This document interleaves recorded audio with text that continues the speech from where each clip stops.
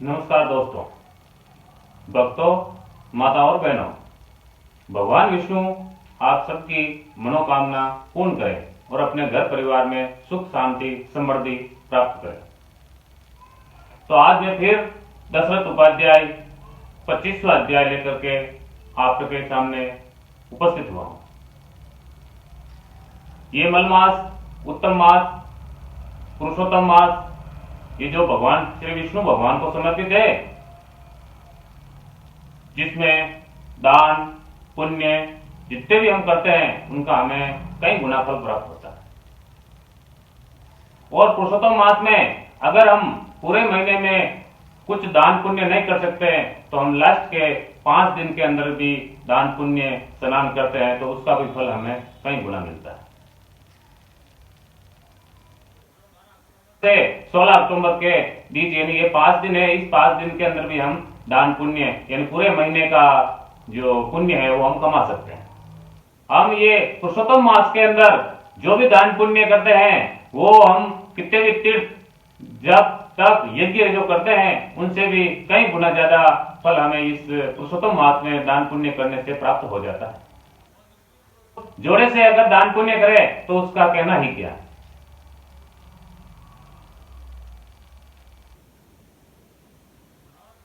पुरुषोत्तम मास के अंदर हम गायों को जो भी दान पुण्य देते हैं, गाय को हरी घास देते हैं, गाय के निमित्त कुछ दान देते हैं, गुप्त दान देते हैं तो हमें कई गुना फल प्राप्त होता है। ये पुरुषोत्तम मास है, इसमें पुण्य जितना हो सके जिससे ज्यादा करना ही चाहिए।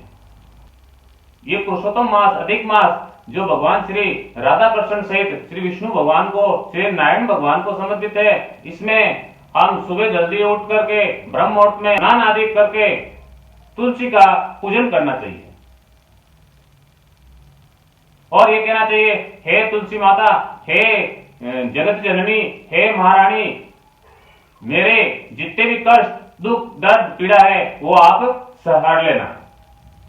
और ऐसा कह करके शुद्ध घी से दीपक है वो उनके चरणों में कर देना, जिससे हमें कई गुना फल प्राप्त होता है। पुरुषोत्तम मास में दीप दान का बड़ा ही महत्व बताया गया। अपने घर के अंदर मिट्टी का या आटे का दीपक बना करके दीप दान कर सकते हैं। 5 दीपक या 7 दीपक अपनी शक्ति के अनुसार बना करके उनको प्रज्वलित करके उसको किसी जलाशय या किसी तालाब के किनारे उसको ले जा करके भगवान श्री विष्णु को समर्पित करके और उनको बोलना चाहिए कि हे भगवान श्री पुरुषोत्तम, हे श्री नारायण, हे श्री राधा कृष्ण सहित मेरा ये दीप दान आप स्वीकार करो और मेरे घर में जो भी दारिद्र्य है, जो भी कष्ट है वो आप हर लो। इस प्रकार कह करके वो दीपदान है वहां पर विसर्जन कर देना चाहिए। अगर जलाशय नहीं है और तालाब भी नहीं है तो किसी पुरुषोत्तम मंदिर यानी श्री भगवान श्री कृष्ण श्री नारायण के मंदिर में भी आप जाकर के ये दीपक है वो दान कर सकते हैं। मालपुए का दान भी बहुत महत्व बताया गया, जिसमें आपको घर पे ही 30 मालपुए बना करके किसी कांसे की बाटकी में, कटोरी में डाल करके किसी ब्राह्मण को या किसी मंदिर में दान देना चाहिए। इसका हमें बहुत बहुत फल प्राप्त होता है। यानी जो अधिक मास है, पुरुषोत्तम मास है, तो इसमें जितना भी हम दान पुण्य स्नान करते हैं तो उसका हमें कई गुना फल प्राप्त होता है और जल्दी ही प्राप्त होता है।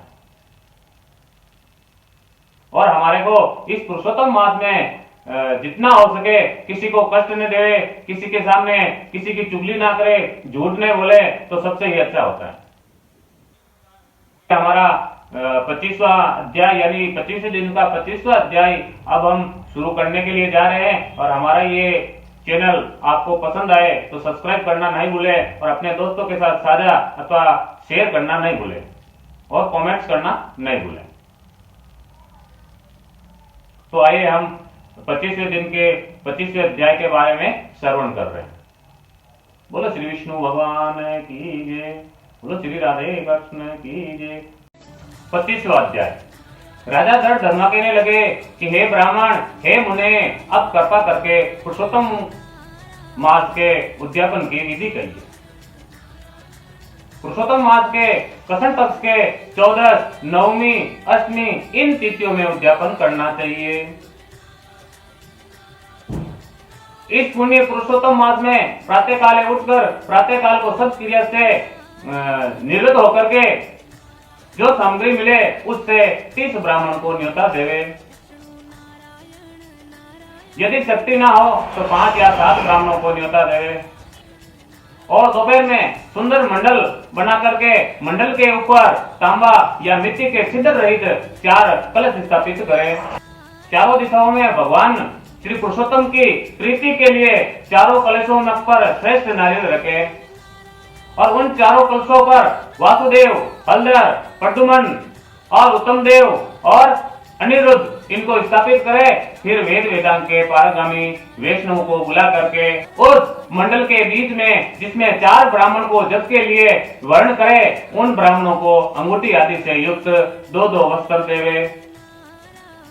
बड़े आनंद से वस्त्र आभूषणों से युक्त आचार्य को विभूषित करे। फिर देह की शुद्धि के लिए प्रायश्चित करें। फिर पूर्व कही गई हुई विधि से स्त्री सहित पूजा करें। वर्ण किए हुए ब्राह्मण के 4 प्रकार का चतुर्श्वेय का जप करावे और चारों तरफ 4 अखंड दीप जलावे। फिर क्रम से नारियल आदि से अर्घ दान करे। अर्घ देने का मंत्र इस प्रकार है। देवेश, हे पुराण पुरुषोत्तम, हे हरे, आपको नमस्कार है। राधा सहित मेरे इस अर्घ्य को आप स्वीकार करो। नवीन मेघ के समान श्याम दोनों हाथों में मुरली लिए हुए पीताम्बर धारण किए हुए राधा सहित पुरुषोत्तम देव को इस मंत्र को बोलकर राधा सहित श्री हरि को पुष्पांजलि देवे। फिर स्त्री सहित भगवान को साष्टांग नमस्कार करें। फिर ब्राह्मण को स्वर्ण सहित पूर्ण पात्र देवे और आनंद से आचार्य को बहुत सा दक्षिणा देवे। उसके पश्चात भक्ति से स्त्री सहित आचार्य को वस्त्र आभूषण से प्रसन्न करें। फिर ऋग्वेदियों को उत्तम दक्षिणा देवे। स्त्री पुरुषों के पहनने योग्य वस्त्र शंकर पार्वती के नाम से देवे।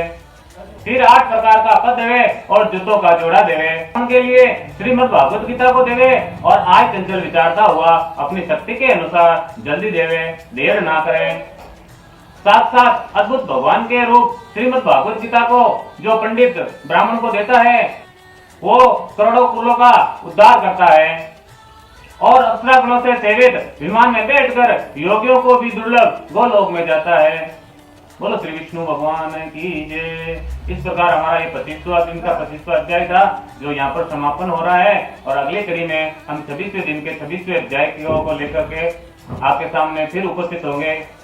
तो हमारा ये कथा वाचन आपको पसंद आए तो हमारे चैनल को सब्सक्राइब और अपने दोस्तों के साथ शेयर करना नहीं भूलें और जितना हो सके अपने दोस्तों के साथ शेयर करें और लाइक करें और कमेंट्स करना नहीं भूलें। बोलो श्री विष्णु भगवान की जय।